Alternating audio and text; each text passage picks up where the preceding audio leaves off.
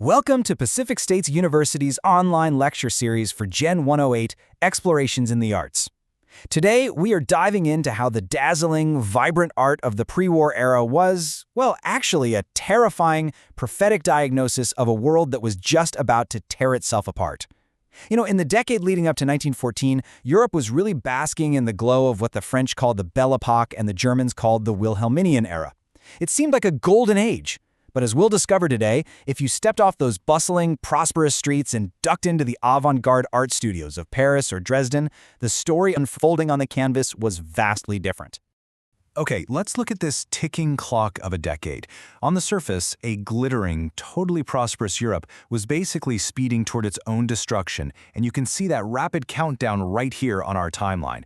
While politicians were busy giving speeches about lasting peace, and society was celebrating roaring factories and sweeping imperial pride, a completely different, almost electric current was surging through the art world.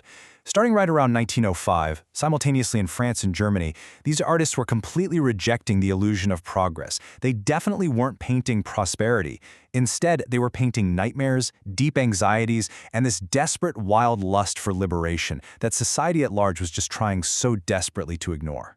So here's our roadmap for today's lecture. We're going to start with the illusion of peace, then move right into Fauvism and French anarchy, followed by German industrial dread. After that, we'll compare those pre-war moods, and finally, we'll confront the cataclysm of 1914. All right, let's jump right into Section 1, the illusion of peace, prosperity versus paranoia. This extreme divide is absolutely crucial for us to wrap our heads around this era.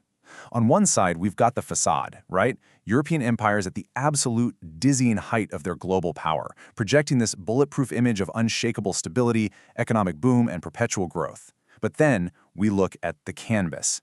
The avant-garde artists were essentially acting as the seismic sensors of a collapsing civilization. While everyone else was blinded by the shiny glare of modern progress, these artists were actively visualizing the deep structural and psychological fractures of their world. They literally felt the tremors before the earthquake hit. They understood that all those polite, refined manners of the 19th century were really just a super thin veneer masking a deeply fractured human condition. Which brings us to our first major stop, Section 2, Fauvism.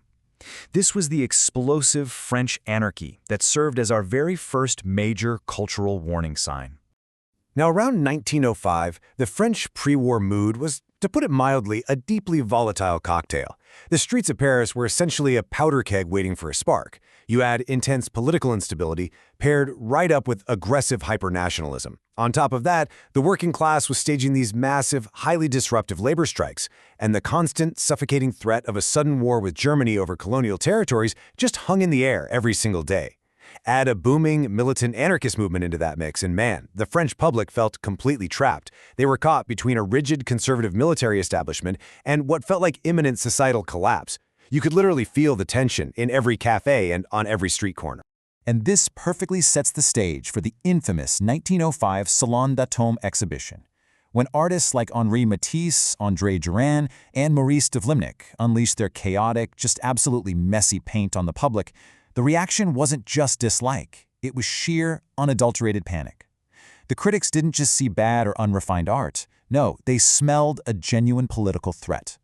Think about it. To a society living under the crushing, everyday weight of impending military mobilization, these wild canvases genuinely looked like a direct extension of political anarchism. They honestly feared this art was deliberately designed to physically and culturally destroy French order. It was way more than just an aesthetic disagreement. To them, it felt like a literal act of treason against traditional values. What's truly fascinating here, though, is that those critics, they weren't entirely wrong.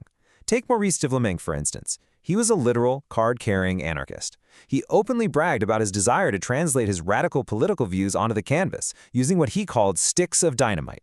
When Vlimnik talked about dynamite, he was talking about his pure, raw tubes of unblended color. If you look at his canvases from this period, you won't find any calm, classical French composition. Not at all. The canvas is dominated by aggressive, thick ribbons of pure, unblended cobalt blue and vermilion red paint, slashed violently across the surface. He viewed his aggressive use of raw color as literal weapons against a stifling, hypocritical society that demanded absolute conformity. So, this was a flat-out act of painterly sabotage. By completely severing color from reality, painting trees a shocking bright red or water a blinding toxic yellow, the Fauves declared open war on the rational, structured 19th century European mindset. They were attempting to liberate the canvas, and by extension the human spirit itself, through an aggressive, instinctual burst of pure sensory energy. To the establishment, it looked exactly like the chaos they feared was coming to their streets. The Fauves were dismantling the visual order in the exact same way the anarchists wished to dismantle the political order. All right, leaving the explosive, chaotic energy of France, we cross the border into Germany for Section 3, Expressionism, and the German industrial dread that served as our second massive warning sign. Now, while the French Fauves sought liberation through wild, untamed color, the pre-war mood over in Germany was far, far darker. And this brings us right to the core definition of Expressionism. These artists, starting with groups like Die Brücke in Dresden and Der Blaue Reiter in Munich, honestly didn't care about capturing the outside world accurately. That wasn't the point.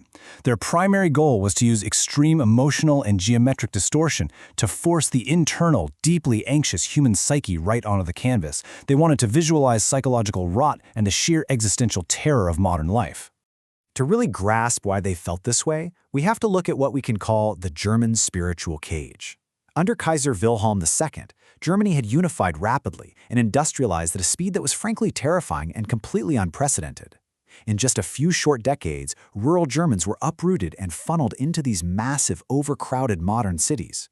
Suddenly, they were living under a morally suffocating bureaucracy, trapped within an intensely militaristic society where absolute, unquestioning obedience was demanded. The sheer whiplash speed of this progress left everyday citizens feeling profoundly alienated. The shiny new city wasn't a triumph for them. To the Expressionists, it was nothing short of a spiritual prison. And this overwhelming dread perfectly materializes in the art of the time. Just look at how Berlin was depicted around 1913. When we examine works like Ernst Ludwig Kirchner's Berlin street scenes, we see a society practically crawling with anxiety. You've got these highly distorted, elongated figures walking down the street with sharp, razor-like geometric angles. Their faces are sickly green, resembling frozen, hostile masks, and the entire scene is painted in these bruised purples, toxic pinks, and decaying greens. They look predatory, completely devoid of warmth or humanity. It is without a doubt a portrait of a society that is deeply sick at its very core. To truly capture this raw, primitive dread, the Germans actually reached way back into their history and revived the traditional medium of the woodcut. Now, unlike a traditional canvas that relies on, smooth beauty and a highly rational composition, the Expressionist woodcut required the artist to physically and violently hack into a block of wood. The result? These incredibly crude, angular, harsh black lines and agonizing facial expressions violently gouged out of the negative space. There was absolutely no room for polite beauty here. They were physically exposing a collective, hollow subconscious that already knew its militarized empire was hurtling toward a catastrophic reckoning. Let's move into Section 4, our synthesis, and really compare these two powerful pre-war moods side by side.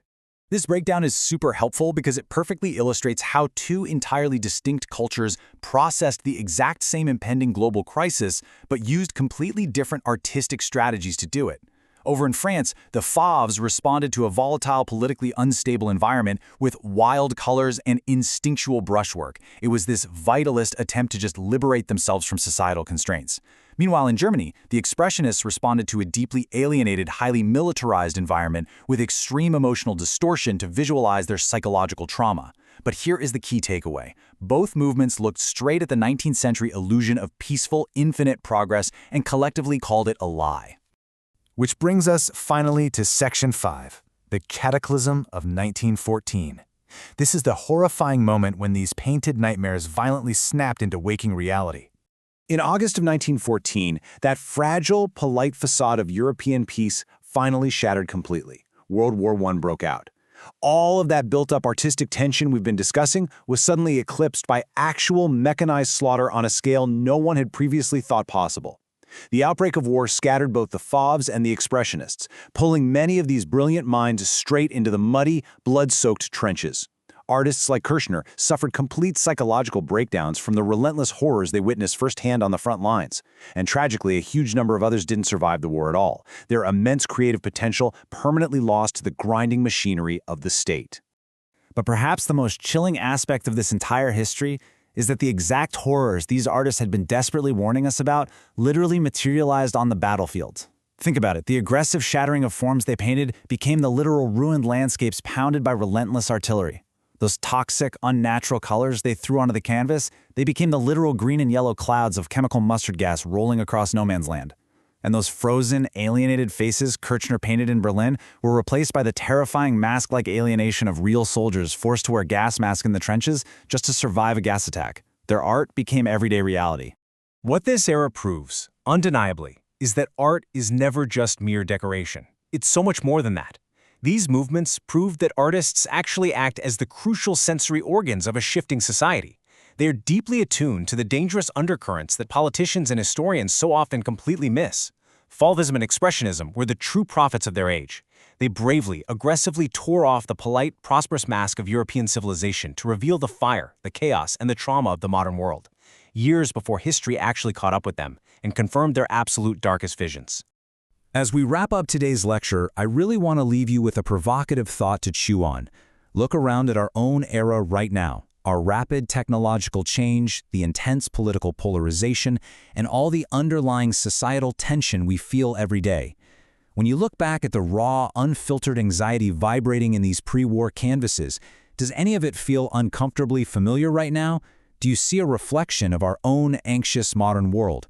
I want you to think deeply on that as you review today's materials. Thank you so much for joining this session of Gen 108, and I will see you all in our next lecture as we examine how art attempted to rebuild itself from the ashes of the Great War.